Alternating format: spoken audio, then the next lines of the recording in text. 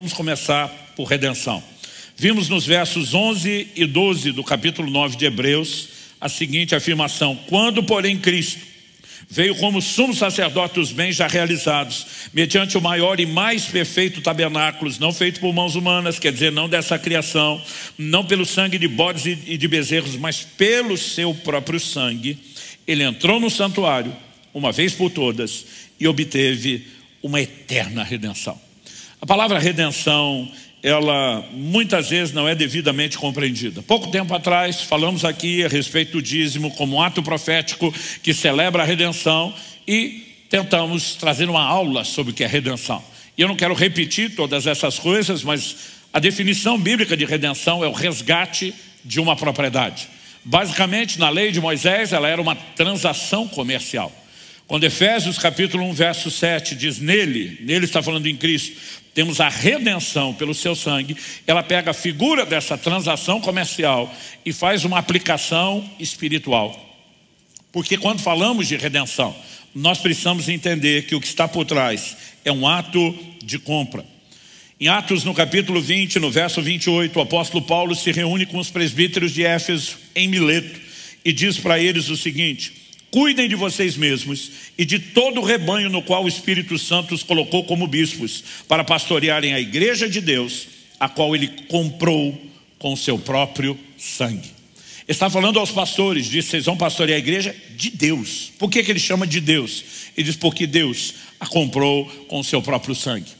A ênfase quando se fala da obra de Cristo, e em especial do sangue, ela aponta para um ato de compra. Apocalipse capítulo 5, verso 9: cantavam um cântico novo, dizendo: digno és de abrir o livro com seus selos, porque foste morto e com seu sangue compraste para Deus homens de toda raça, tribo, língua, povo e nação.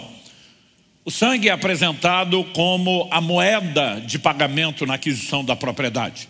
Aliás, em 1 de Pedro, no capítulo 1, de 18 a 20, ele diz isso: não foi com prata ou ouro que vocês foram resgatados da vossa vã maneira de viver, que por tradição herdaste dos vossos pais, mas com o precioso sangue de um cordeiro sem defeito, conhecido na verdade antes da fundação do mundo, mas agora manifesto por amor de nós. Na verdade, nós vamos entender, daqui a pouco eu vou falar sobre isso, que o sangue é mencionado na Bíblia como sendo a vida. A Bíblia diz: a vida está no sangue. Então, obviamente, quando se fala, do sangue de Cristo, estamos falando da entrega da vida, do sacrifício de si mesmo.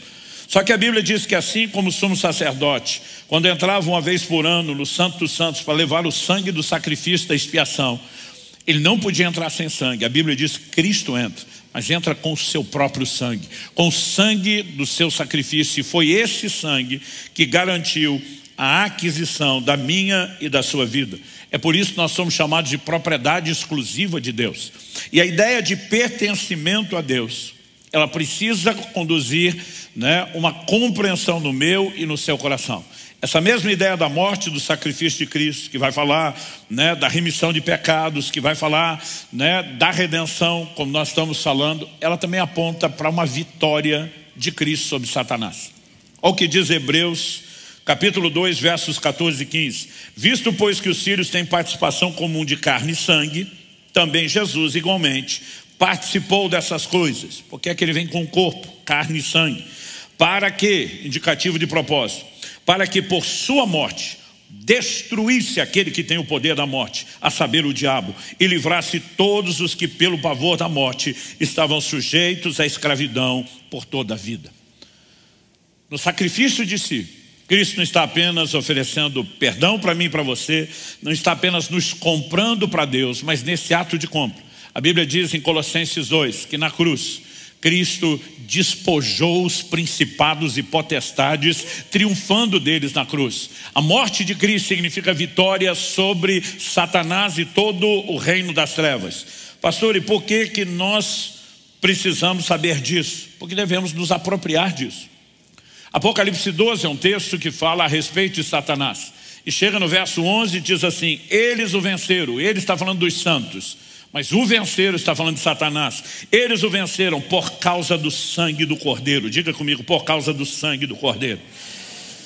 O texto diz: eles venceram por causa do sangue do Cordeiro, por causa da palavra do testemunho que deram, e mesmo diante da morte não amaram a própria vida. Então os santos não venceram o diabo por si mesmos, venceram por causa do sangue. Então quando a Bíblia fala do sangue, está falando da vitória que Cristo consumou por meio da sua morte, como lemos em Hebreus, né? Para que através da sua morte destruísse aquele que tinha o poder da morte. A vitória é atribuída a Cristo. Mas quando Apocalipse 12 diz: eles o venceram pelo sangue de Cristo, a Bíblia está dizendo que quando eu e você entendemos o que é que Cristo fez, qual é a obra do seu sangue, e utilizamos isso, então nós tomamos essa vitória de maneira que ela se torne nossa, e nós podemos vencer o reino das trevas. Durante muito tempo eu acreditei que o sangue de Jesus era uma arma de guerra, porque a Bíblia diz: eles o venceram por causa do sangue. Eu imaginava o sangue como uma arma de guerra, vão para cima, né? Vamos ferir o inimigo usando aquilo que nos foi dado para lutar. Mas na verdade eu e você precisamos entender que o sangue não é nenhuma arma de ataque. Mas por que nos garante vitória? Por causa da mensagem. A Bíblia diz que o sangue de Cristo fala mais do que o sangue de Abel. A Bíblia diz que o sangue de Abel clamava, mas o sangue de Jesus clama com muito mais força. E a pergunta é: o que é que ele fala? O que é que ele diz? Que mensagem é essa que ecoa no reino espiritual? Antes de explicar isso, eu me lembro quando criança, não importa se a gente ficava impressionado, nasci e cresci no lar cristão, quando via uma manifestação de alguém terrivelmente endemoniado, se estávamos num ambiente de opressão, o conselho e a orientação dos nossos pais era: clama pelo sangue. E para nós a frase que os crentes de antigamente usavam, estou falando da época de crente raiz, não Nutella. A frase que a gente usava de forma comum era: o sangue de Jesus tem poder. A gente nem pensava, usava para quase tudo. O sangue está mais para um selo de propriedade. E aí, para entender isso, a gente pode voltar num paralelo lá da Páscoa do Antigo Testamento. Em Êxodo, no capítulo 12, no verso 13, Deus havia ordenado a Moisés que orientasse todo o povo: quando vocês pegarem o sangue do Cordeiro da Páscoa para celebrar a Páscoa, vocês vão colocar nos umbrais das portas. E Deus diz assim: o sangue vos será por sinal. Sinal. O sangue de um animal nunca teve o poder de proteger uma casa, mas ele era um sinal, ele era uma declaração. E aí quando chega o verso 23, Deus diz assim: porque o Senhor passará para matar os egípcios. Quando porém enxergar o sangue na viga superior da porta e em ambas as ombreiras, o Senhor passará por cima da porta e não permitirá que o destruidor entre na casa de vocês para matá-los. Por que eles fizeram isso? O livro de Hebreus explica, no capítulo 11, no verso 28, pela fé, está falando de Moisés, celebrou a Páscoa e o derramamento do sangue.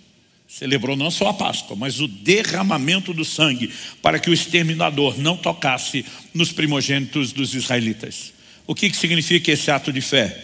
Eles foram dirigidos por Deus a declarar um dia, não esse Cordeiro da Páscoa, mas Cristo, o Cordeiro Pascal, conhecido antes da fundação do mundo, será sacrificado por nós.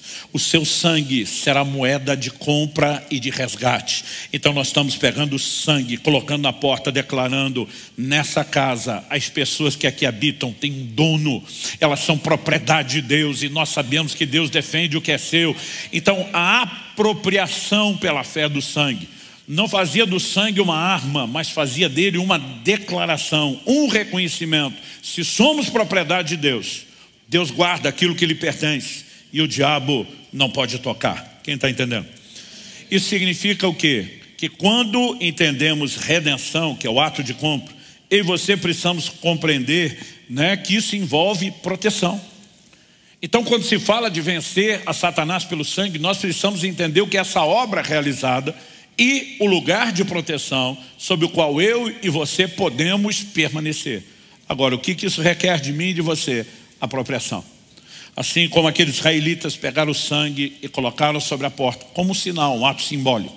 Eu e você não precisamos pintar casa nenhuma, mas nós precisamos de uma apropriação, dizer: esse sangue que foi derramado por todos, cuja vitória está disponibilizada a todos, eu me aproprio, eu pego para mim. E é isso que significa crer. O apóstolo Paulo escreve a Timóteo e diz: toma posse da vida eterna. Apropriação. Então, quando entendemos isso, podemos nos colocar debaixo de um lugar de proteção que está disponibilizado a todos nós.